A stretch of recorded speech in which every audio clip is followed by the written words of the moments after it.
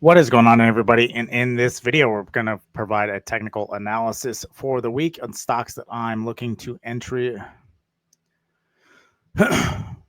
What is going on, everybody? And in this video, we're providing you guys some technical analysis for the stocks that I am watching for entries and exit throughout the week. That sounds like something you're interested in. Consider subscribing, as I do also provide a weekly analysis where I go over current events, scheduled events, upcoming earnings. So check me out there as well. Also, you can check me out on X at Hemi137, as I do provide a daily pulse on the market, as the market is dynamic and changes on a dime. So we have to keep that pulse active. So with that being said, let's get into some technicals today.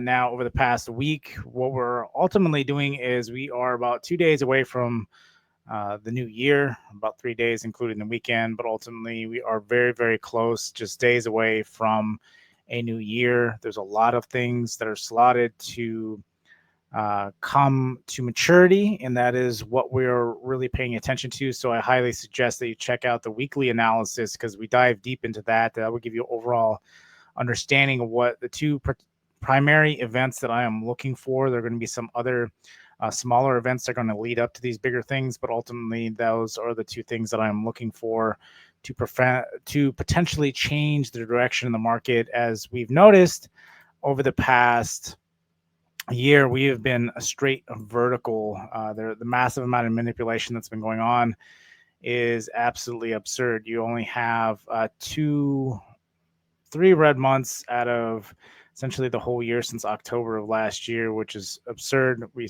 started to pause October of last year. That's what's caused the rally, which is normal and something I've talked about multiple times. But ultimately, again, this is unsustainable. Yellen has talked about this. Powell has talked about this. You can't continue to print the massive amount of money. Now they're talking about bringing back the cap, the debt ceiling here, roughly in a couple of weeks. At least that's what Yellen is hinting to. Now, Trump has essentially said that he wants no debt ceiling for the next 4 years. I don't know what's going to happen there, but what we do know is that, again, the massive spending is causing inflation. Inflation causes big tech and essentially Bitcoin to drop, if that is the case. And we're starting to see an uptick in inflation. It's not given to the rate cuts that we've had over the past year. You have to keep that in mind. That's because the massive quantitative easing that's been going on the backside, even though you ain't feeling any quantitative easing as the average everyday retail trader, understand that a lot of these big institutions are getting quantitative easing, primarily the banks. A lot of this money we're sending to Ukraine is coming in kickbacks to a lot of these big, essentially military supporting companies like Boeing, Lockheed Martin, those type of stocks. So with that being said, we got a big year coming up and a lot of volatility. We have to, again, remind ourselves what it looked like when Trump was in office. There was a lot of volatility. There was a lot of events that scared the market, and he would jump on Twitter and would throw some tweets out there, and the market would rip back up. So again, you have to be very mindful that there will be a lot of volatility coming into this year. Now, we do have the short-term trend line here that we have essentially broken, retested. Again, ultimately, we are watching this key level at 58.47. That would essentially break us out of this larger trend that we currently got going on. If I could jump back to the weekly here. So we have this larger trend here that we want to be breaking out of. Now, we did dip below that briefly and then pulled back in. But again, technicals over the past, I would probably say year or so, don't quite work out. It's being so heavily manipulated that, again, this is why we talk about the algorithms, that you can't, a lot of the old technicals that you've used, the probability of those actually playing out is very weak. That's why I use supply and demand in events. That's much more accurate during the long run as opposed to anything else that's currently out there. I've tried a lot of different things, but again, this is one of the most accurate that I've seen to this day. So as we can see, the top right now is roughly around that 6,100. Maybe we attempt to try to push back up. We do have a Christmas rally, I think, in the next 2 weeks before we actually start reporting earnings, before inauguration actually starts. I do believe we can have one last attempt to try to go to 6,100. I don't believe earnings are going to be very good. A lot of it, again, is on credits. I believe like your USPS, your essentially a firm, those companies will do extremely well. But given the fact that our current situation is when debt ceiling hits all-time highs, you are about ready to hit a massive recession window during that time, and we are at that point. We're at the breaking point. So at any point, it can happen. This is why I say you have to know the probabilities of it happening, and just be mindful of it, and that it will kind of help with reducing risk during certain times. Still buy. I highly advise you still buy particular stocks or indexes that are heavily discounted or at a good price. But just anticipate during those type of events that what you want to be doing is that you have to be prepared to average down because the big event might be playing out. But again, I don't want anybody to miss anything. Again, short-term trends as well, I think is very something you very much need to be watching. So, so as we watch this, again, this isn't the complete bottom here. I continue to point out the complete bottom multiple different times, but again, by going just off of Fibonacci retracement, this is why I really don't use Fibonacci, because of the zones typically line up, especially on lower time frames. But to have fair value, you're looking roughly around that 64%, which would roughly put us back under 5K. Could be a strong possibility. We've had rolling recessions. Again, try to guesstimate how far this is. It really depends on the events and the fear. This is why I am event driven. If you trade options at all, options are fantastic during events as well, especially if you can get in early. But aside from that, you have to understand, given the current market sentiment, you need to know what tools to be using. In the sideways wire market, you may want to be trading futures, right? And on a very volatile market, options are typically pretty good depending on what is priced in, that it's adjusted given what events are going on during that week. So that's something else you need to consider as well. But with that being said, again, we're watching this very much so that, again, that below that 5K mark is considered fair value. And I think we will hit below 5K once this whole thing is priced in, once the recession is priced in. Again, you're dealing with a lot of historical data. I don't know how far it could drop. A lot of people are talking about, Great Depression, potentially 80%. I think there's too many controls in place for that to happen. As of right now, again, they'll just shut it down. They won't allow people to sell. That's one thing you need to keep in mind. They will very much do that. It doesn't matter what country you're in. So again, given there's a lot of money in the U.S. stock market, and again, the world leader, and so people and foreign investors also have lots of money in our markets. You can't just assume that people are just going to walk away and transfer over to BRICS. It's not going to be that simple. So with that being said, again, we'll continue to watch here and see what happens. But again, very critical level here, this 58, 51. We'll see what happens this week. Ultimately, I'm looking for some sort of rally. We attempted that this past month, but again, it wicked back down, which is not a good sign. That means there's a lot of sell pressure moving in. You also do have tax loss harvesting coming in the last couple of days as well. We may be getting a couple days of selling, as we have Wednesday, the market will be closed. Maybe we open up on Thursday, and then we rally once the new year starts, but we'll have to see how that plays out. Then as of Bitcoin's also sold off pretty heavy here, which is interesting to watch. Drop this back down to the 1 year here. So we did get quite a bit of a pullback. Now, again, I want to state that you've been in a bull market. This thing has been down by 16K for a while. Back in roughly December of 22 was your low point, sitting around 15 or 16K.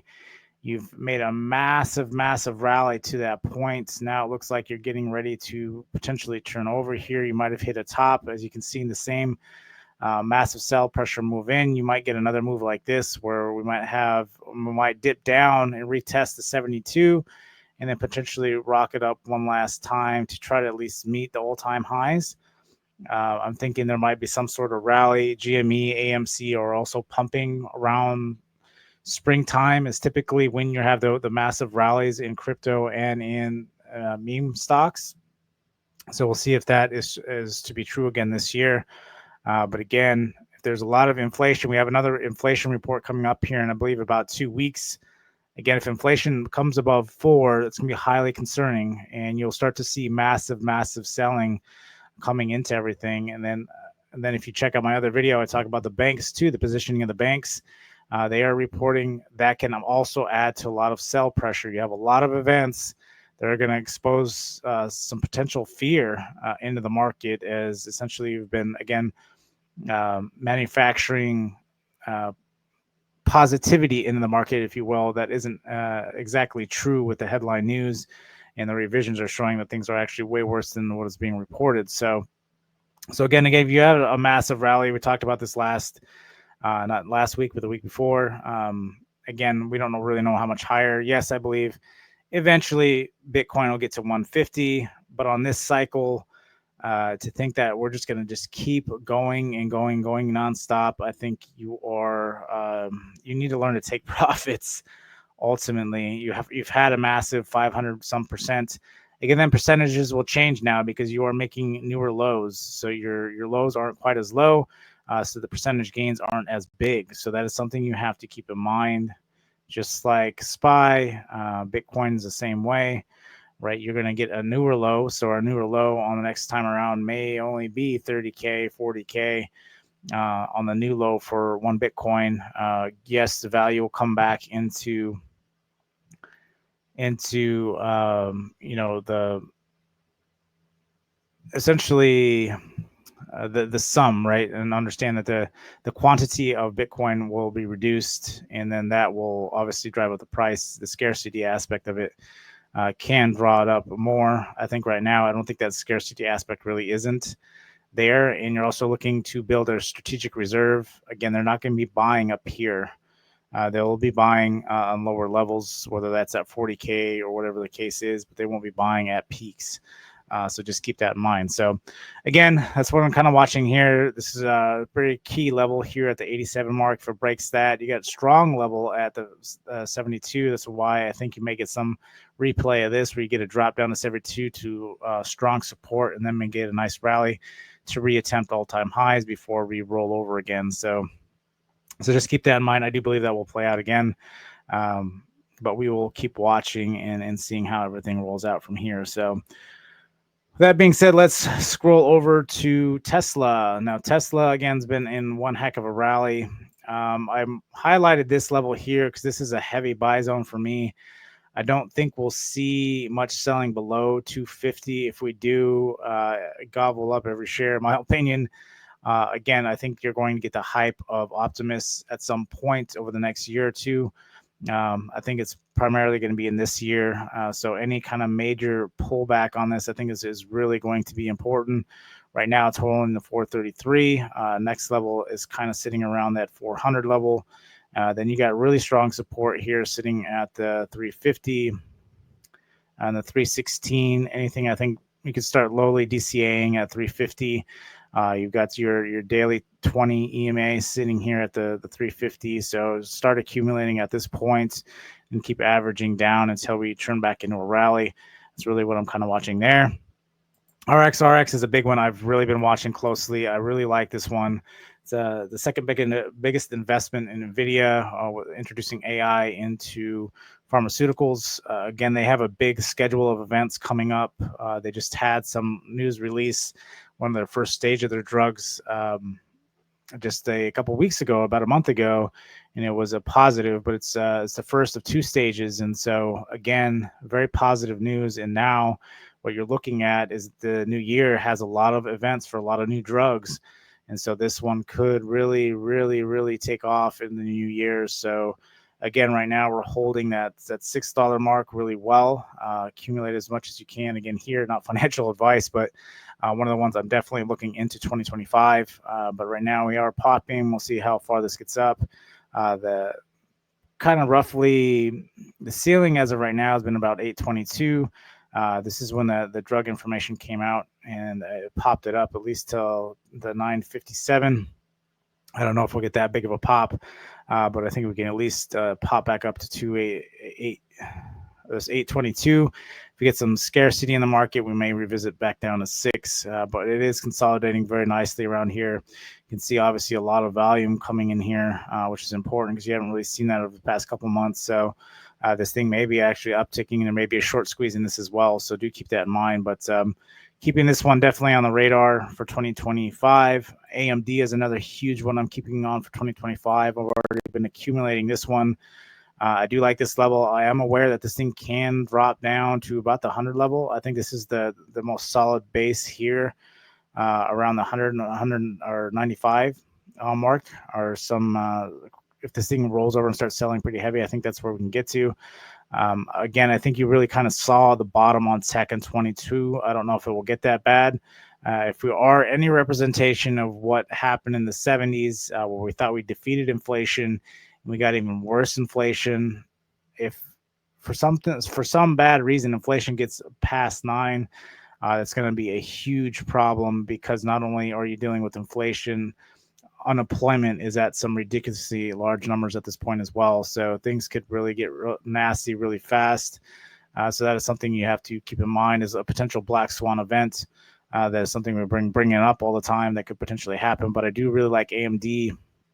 Still a great profitable company, great CEO. And I think could have its NVIDIA move here in the next year or two as well. So accumulating while it is down, despite everything, despite the massive selling, I still think its time is coming very quickly. So again, right now, it's consolidating roughly around here, the 123 as well. It's got a lot of tight ranges in here. So, and then the ceiling kind of be currently sitting at that 183. Which I think it can easily hit that, but I think it will aim much wild beyond that coming forward. So keeping that one on the radar. Let's bring up ELF. I've talked about ELF for a long time. I really like it back down here at this level, around the 108 level. Again, this is a larger zone, really tight double zone here almost, sitting between the 101 and the 114. We have kind of hit the ceiling here at the 140 mark, looking for this thing to kind of pull back down into here. I'd like to pick up some ELF. My only concern with ELF from a tariff perspective is that they could potentially lose some cash on their products, because they import a lot of products for cheap, but they're good high quality products. If the tariffs get applied, that could be a bad sentiment for ELF. It may lose some market share, but right now they're buying up. The CEO has been great about buying up a lot of real estate as of right now to try to get things going. So right now, again, could be worth the pop, but might be worth picking up at least a little bag for this company. But really, again, watching this 113 mark, hoping we can get back down to there. Again, topping out roughly on the 140. ELF right there, moving forward. And then let's take a look at, I want to take a look at Amazon. I really like some Amazon as well, but right now, again, all-time highs. You want this thing to really kind of pull back. Again, it's just like the market. I don't think we're going to see anything below 100 again. But I think if we can correct, you may be seeing something maybe below 150 if we correct heavy. So kind of watching for that. Again, it provides its own ecosystem depending on how bad inflation is. Again, we don't know what that may look like, but it's something that is holding more weight coming into the new year that we need to be mindful of. So again, this is another one on my list that I really want to be watching moving forward. Shop is also a huge one. I would really love to get into this if they can sell pretty heavily back down to some of these levels, like the 48 mark would be amazing. It's got solid support here at that 82 mark, so kind of really watching that as well. But again, would like this a little bit deeper. Got some good support here at the 65. And then ultimately the bottom here, like I said, in October of 22, where it hit around that 36 mark, and then kind of recovered since then. But again, another big one I want to be watching coming into the new year. SoFi, obviously a big one. I was talking about this all throughout these levels around the $6 mark and $4 mark. I've been in and out of this a couple different times. I caught this massive run up. It is a very bullish flag here, so it may continue to run. But if this thing can pull back below 10, would definitely be a buy. Buy heavily below a 10, in my opinion. Not financial advice, but I really like SoFi as one of the leading industry leaders. And I don't like banks, but again, they're more of a tech heavy with a mix of banking in there, which is something that's different than AI. And I'm kind of trying to find companies that get great use cases for AI, and so this being one of them as well. So, and then there's a lot of stocks that I really like, and I could go through a massive amount of stocks. But as of right now, I want to put this one on the radar. I don't bring this one up much, but I've been watching it before this move. I was just looking at it, and the big thing is with this one is they are AI based as well. They do insurance. I'm missing it for some reason, but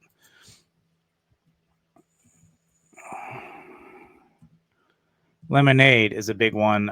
If this does happen to get back down to these levels around the below the 15 mark, anything below 20, I think would be a solid buy.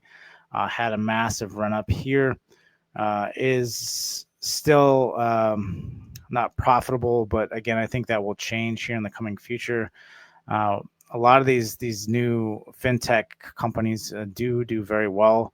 I think it will lead a lot of the current sentiment moving forward. But if we can get this thing below 25, I'd really like to buy it, mainly anything below 20. But something to be watching, especially with the pullback. It's hit the ceiling at the 51. We'll see if it continues, if it can hold the 33 or breaks that back below.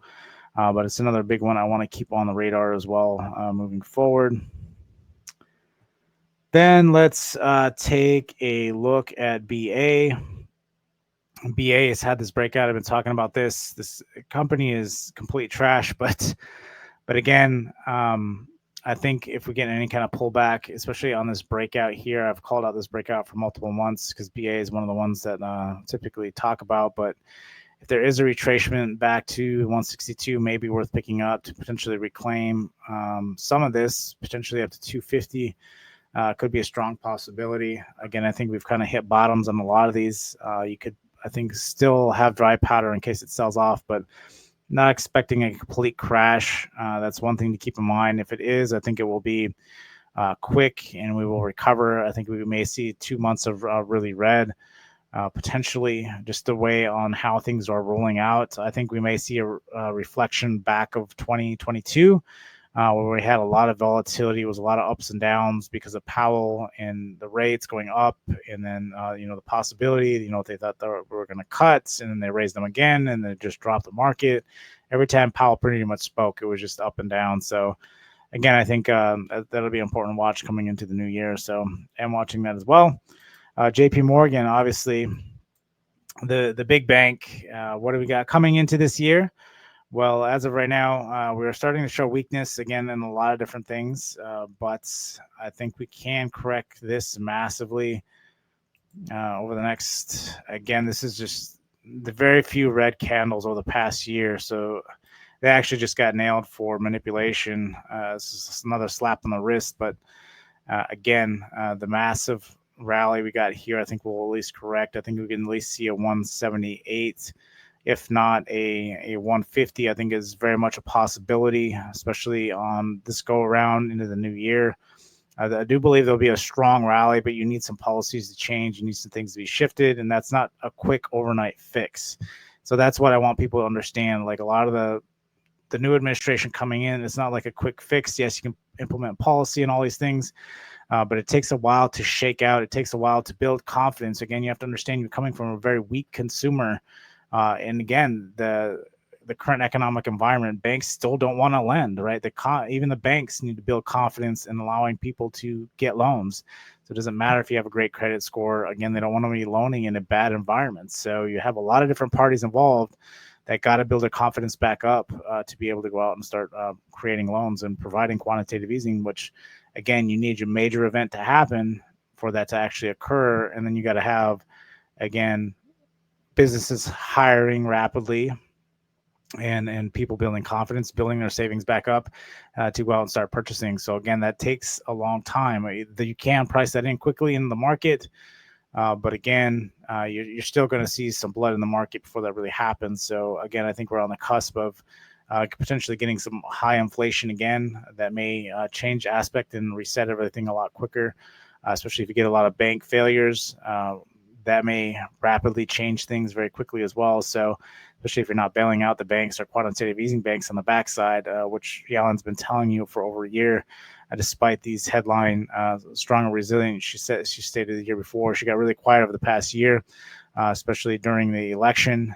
But before then, all last year, 2023, that's all she was talking about was strong and resilient. And then she kind of just didn't say anything over the past year, and then said, "I'm sorry, we're massively in debt and we can't continue to spend like this, and we need some major interaction coming into 2025." Again, it's always floated around that she can make $1 trillion coin to pay off the debt, and she's not joking. So something to keep in mind. So there's some great value stocks out there that are currently going. Win is another big one I am really looking at here.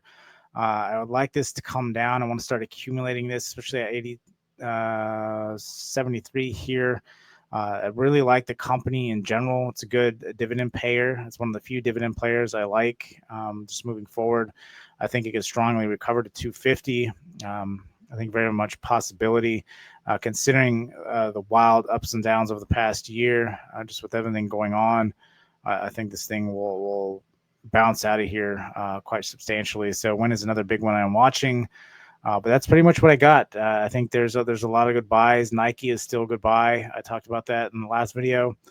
UPS is still a good buy, but I think it will take a while for that to recover. Same with Nike, if you're willing to wait. I think there are some good companies that are on discounts that you can buy right now. Slowly DCA in. I think you'll get a couple months to DCA and then get ready for a stronger rally once we kind of let this debt bomb go. With all that being said, again, I think there's a lot of things out there that still are great buys, so just keep it in mind and scoop them up where you can. So with all that being said, again, have a great day, and go ahead and drop a like, and I'll see you on the next one.